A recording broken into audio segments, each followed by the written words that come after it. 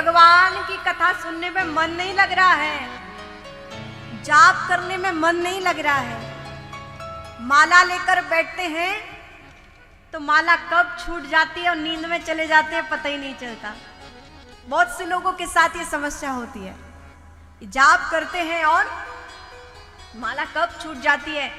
और बहुत सी विडंबना लोगों के साथ ये है कि जब जाप करने बैठे, पूजा करने बैठे, तभी बहुत सारे चिंतन आते हैं, दुनिया भर की सारी बातें आसन पे बैठे ही बैठे याद आ जाती हैं। होता है कि नहीं? अधिकतम यही होता है। लेकिन क्या करना है? प्रयास करना है। ये नहीं कि माला छूट जा रही है तो अब से माला नहीं करना, नहीं। माँ जब बालक को चलना सिखाती है तो एक एक कदम कदम कदम बढ़ाता है बालक, और एक दिन वो आता है फिर माँ को उसका हाथ पकड़ के नहीं चलाना पड़ता है, स्वयं बालक दौड़कर अपनी माँ की गोद में पहुंच जाता है। ठीक उसी प्रकार आप प्रयास करते रहिए, करते रहिए। आज आप एक माला कर रहे हैं, उसमें मन नहीं लग रहा है, आप और प्रयास कीजिए कि मन तू कितना कठोर है, भगवान के भजन करने में आया तो नींद आ रही है, आज हम चलो तुझे दंड देंगे, रोज एक माला करते हैं आज 5 माला करेंगे। मन देखिए, जो भगवान की ओर जाने के लिए वास्तव में मन बना है। हम आए इस संसार में भगवत प्राप्ति के लिए, लेकिन वही एक विशेष कार्य छोड़कर हम संसार के सारे कार्य करते हैं। मन ना लगे तो इस मन को नियंत्रण करना होगा। मन कैसे नियंत्रण होगा? पहले इंद्रियों को नियंत्रण करना होगा। इंद्रियों का नियंत्रण कैसे होगा?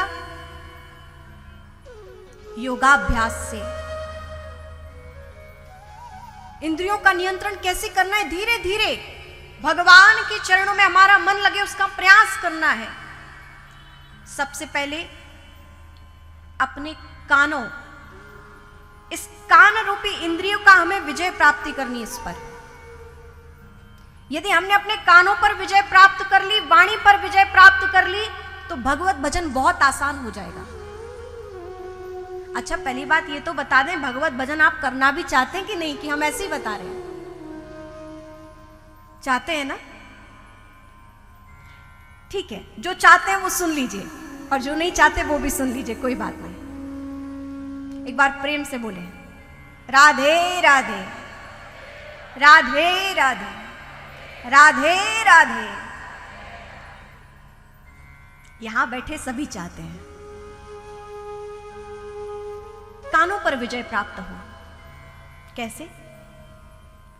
हम देखें कि हमारा कान किन बातों में ज्यादा रुचि ले रहा है। ये कान रूपी इंद्रिय हमें कितना भटकाती है।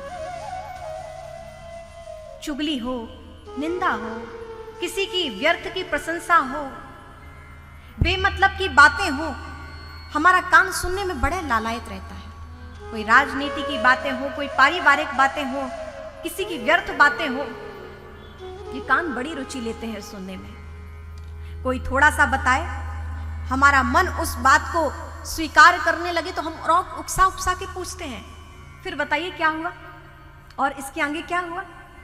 अच्छा, ऐसा था क्या? हमारे कान बहुत रुचि लेते हैं व्यर्थ चिंताओं में, व्यर्थ बातों में।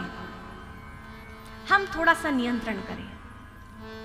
हम इस कान को डस्टबिन ना बनाएं, हम इस कान को कूड़ादान ना बनाएं, हम इन कानों को फूलदान बनाएं।